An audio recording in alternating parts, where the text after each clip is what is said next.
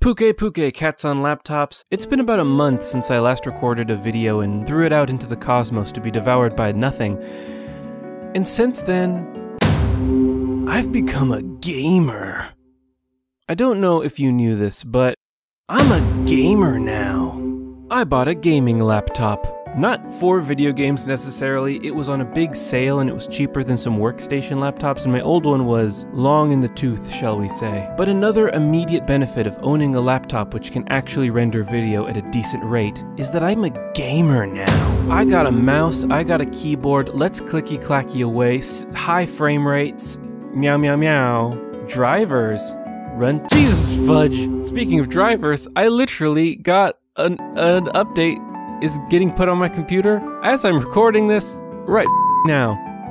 So, as a gamer, I needed a video game to test my skills and to throw myself into, and I'd already played Sekiro on my PlayStation 4 Pro, so I decided it was time for a new game. A game that is a great many things, and one of those things is Dark Souls with guns. It's Remnant from the Ashes, and much to my surprise, it rules. It's a special and specific fantasy that they said couldn't be done. The more I played Remnant, the more I found myself enthralled not only by the slick combat, which we'll get into, but the world. There's mysteries afoot. When you pick a class at the beginning of the game, it's fairly typical: Scrapper, a melee-focused heavy; Hunter, a range-focused critical damage dealer; and Ex-Cultist. What is the cult? And why are their hats so cool? Or why don't they let you wear cool hats? Which is why I imagine you left the cult. I don't want to give away too much about the story because I think it's genuinely interesting. It gives the enemies a bit more purpose and agency beyond just being walking obstacles in your path. I never feel I have a sense of the society for the goblins in Diablo or Torchlight. Remnant surprisingly goes out of its way to show off the enemies as actual entities in a world with their own point of view and motivations outside of just kill the player character. It's not Dragon Age, it's not Mass Effect, but the characters have a different enough point of view from one another that I was able to care about the people in the world. Even if only a little, it's motivation enough in the story to get you through the really good gameplay. Boy, this game's got it on both fronts, don't it? And while I don't know if the story and all this great world building is going to follow through, it probably won't if I'm being honest about my expectations, but low expectations are what got me here. I wonder if I would actually like Remnant as much as I do if I had heard it was good beforehand. The game's been getting a surprising amount of love, and I'm very happy about that. I want this game to succeed because it means I'll get more of it. But how many people are going to come into this game with high expectations because their favorite reviewer gave it an 8 out of 10? A great score, mind you. But I feel like there's nothing better to help you get invested into a game or a movie or a show than having low expectations and having them easily soared over. How do you say that? At least in the moment, I've been having a fantastic time. The art direction is a slightly more subdued take on the hardcore fantasy bang bang of the Darksiders games. You know, ladies and gentlemen, may I introduce my friend, Hardcore Fantasy Bang Bang. Hi! Okay, now go back to your cave. But I like the sun. No, it'll hurt your skin. Scales? Are they scales? It's not important. What is important is the game's use of procedural generation. Each player's campaign is rolled from a certain set of parameters and situations stitched together in a single unit. The game does not randomize every time you die, it randomizes every time you start. This is cool, and I have heard players talk about wildly different experiences and getting enemies or bosses not encountered in the other games. Initially, I was worried that the procedural elements would hurt the overall world design. Something that Souls-likes live or die by is their level design. Fortunately, my fears were unfounded. The fact that it's procedural is rather cool because I've had so many interesting encounters. I keep saying interesting. I've had so many challenging and thoughtful encounters in this world. Enemies have a good mix of melee focus and range to keep you on your toes and using all of the tools at your disposal, especially when playing solo. You can specialize a bit more in multiplayer, but I've heard some people just don't like it. And I don't know why I'm focusing on that now. I think because I've been loving the game so much that I'm considering different perspectives. But now is not the time to second guess one's joy. Remnant rules. That's what this video is about.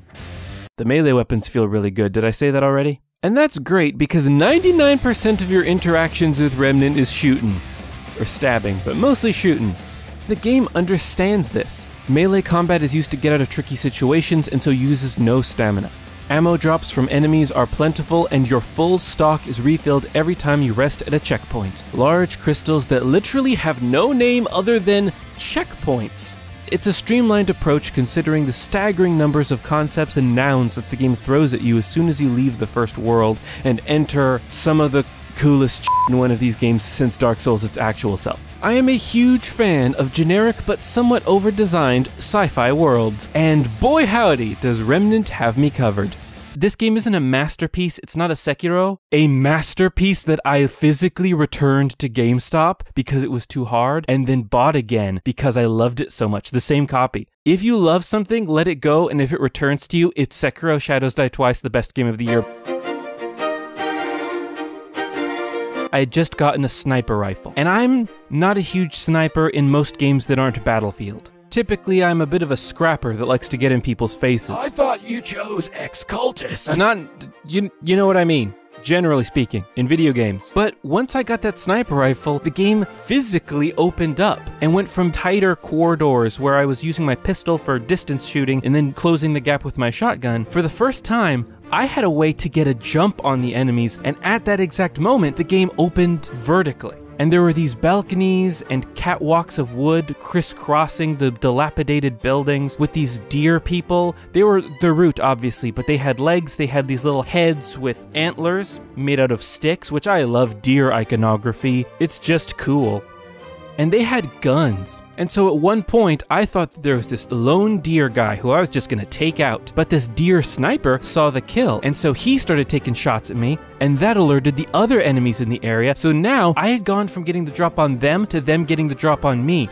And if there's a fantasy that this game captures in the way that Sekiro captured old school samurai movie sword clanging, I don't want to say swashbuckling because that's not it. This game captures the firefight. In a way that I think Gears of War tried to capture in war form, this is very much a slow, meandering, old school, I'm gonna sit behind this old rusted out car and scope down on my unsuspecting enemy. But then when you get into an engagement, you're taking your time with your shots because critical hits in this game hit hard. And I would let shots go if it meant that I could take 1 extra second and get the kill. And so all these deer people are shooting at me and I'm taking them out, and then I see this big guy that throws out those little tumors. I don't know what they are, little tree knots? They're cute. They're horrible. They're cute. So I go running backwards and I see this window into a building, and there's a tree guy in there, but he's facing the wrong way. So I smash through the window, pull my pistol, headshot, back of the head, and then all of a sudden these little root guys start to come around, but I now have distance between me and them. They have to jump over the windowsill. I don't, so I'm taking them out with my pistol, and then suddenly, smash through the window, sniper fire. The sniper guys found me. It felt incredible, and it captured this specific feeling that I've not played in a video game forever? Question mark? Or at least sci-fi. I like shooting monsters. And the monsters in Remnant are cool as hell. I got this submachine gun for killing a dragon because that's in this game too. Dragons. And it is a flamethrower submachine gun. So as you get hits with this submachine gun, it builds up heat, and then its alternate fire is this huge cone of fire that shoots out of it and stuns enemies and sets them on fire. So later, when I'm gunning down all these like Left 4 Dead style mobs of aliens with these big claws running at me in these claustrophobic hallways that look like an H.R. Giger hellscape. Oh, this game's so cool. Click over to flamethrower mode, and this whole horde of these things comes rocketing around a hallway, and I'm just burning them to the ground and then running backwards. And I'm just describing gameplay at this point. Look at this.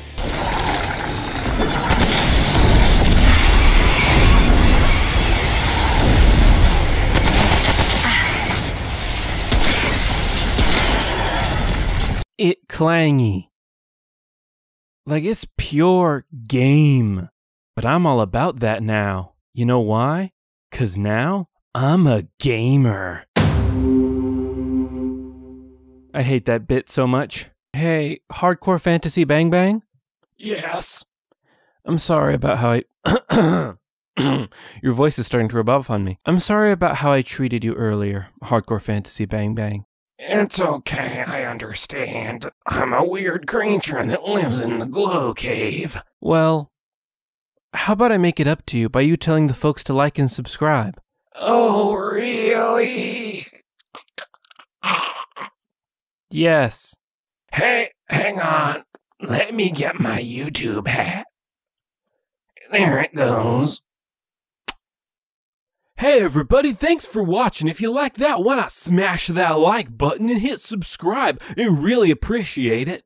And while you're there, you might as well clap that bell to get notifications of when we put up new videos, because he's super inconsistent, so who knows when the next one's going live. Be the first to be there. What are you? I am the shadow that creeps at dusk. The living dark. A being of impossible existence. I am the night. I am Batman. No, you're not. You're Hardcore Fantasy Bang Bang. You're damn right. Catch you on the flip side.